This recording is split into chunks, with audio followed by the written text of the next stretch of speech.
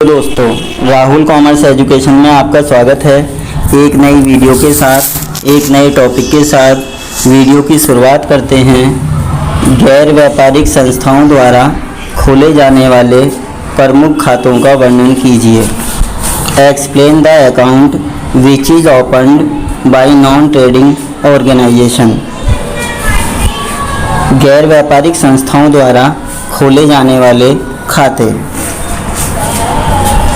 गैर व्यापारिक संस्थाओं को व्यापारिक संस्थाओं के समान वर्ष के अंत में अपनी संस्था की आर्थिक स्थिति जानने के लिए आर्थिक चिट्ठा बनाना अनिवार्य होता है, जो निम्नलिखित खातों की सहायता से तैयार किया जाता है।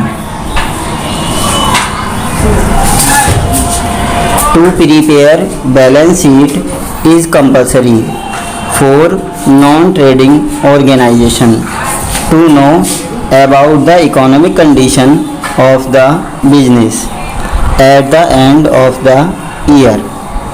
Balance sheet is prepared with the help of some accounts which are under follows. तो बैलेंस शीट का बनाना कंपलसरी है, जिसके बनाने के लिए निम्नलिखित खाते तैयार किए जाते हैं।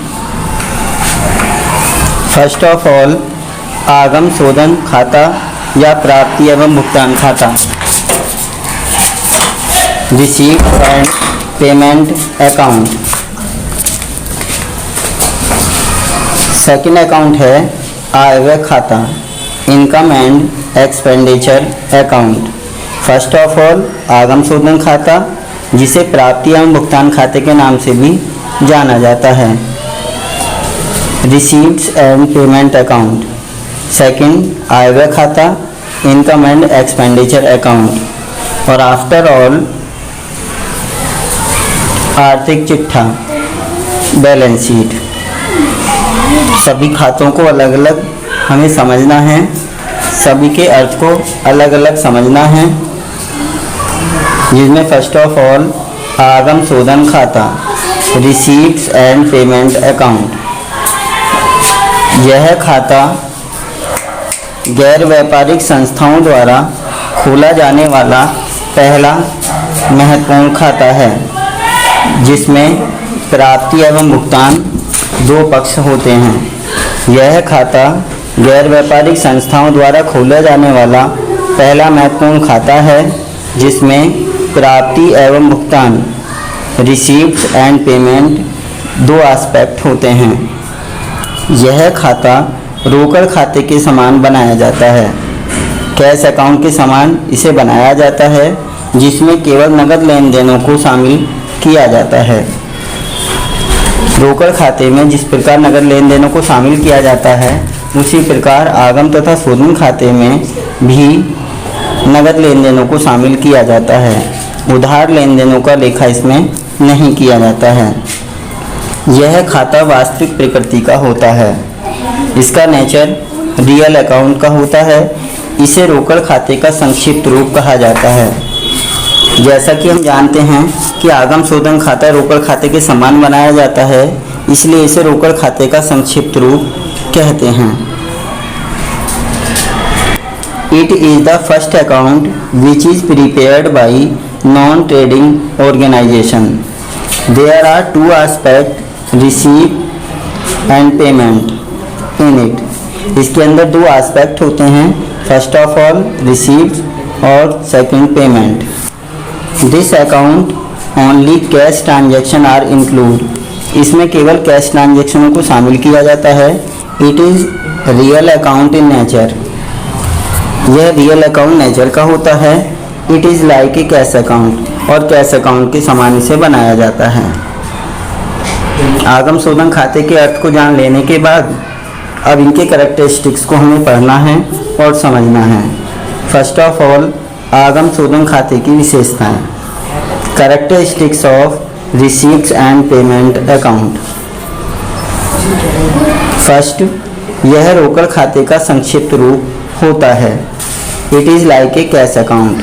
आगम शोधन खाता रोकड़ खाते के समान बनाया जाता है, इसलिए इसे रोकड़ खाते का संक्षिप्त रूप कहते हैं, जिसमें केवल नकद लेन देनों को शामिल किया जाता है। नेक्स्ट है, यह गैर व्यापारिक संस्थाओं द्वारा बनाया जाने वाला प्रथम महत्वपूर्ण खाता है। It is the first account which is prepared by non trading organization. Next है, इसमें प्राप्ति एवं भुगतान दो पक्ष होते हैं। There are two aspect, receipts and payment in it. Next, यह प्रारंभिक शेष से प्रारंभ होता है तथा अंतिम शेष पर समाप्त होता है। यह प्रारंभिक शेष से प्रारंभ होता है तथा अंतिम शेष पर समाप्त होता है।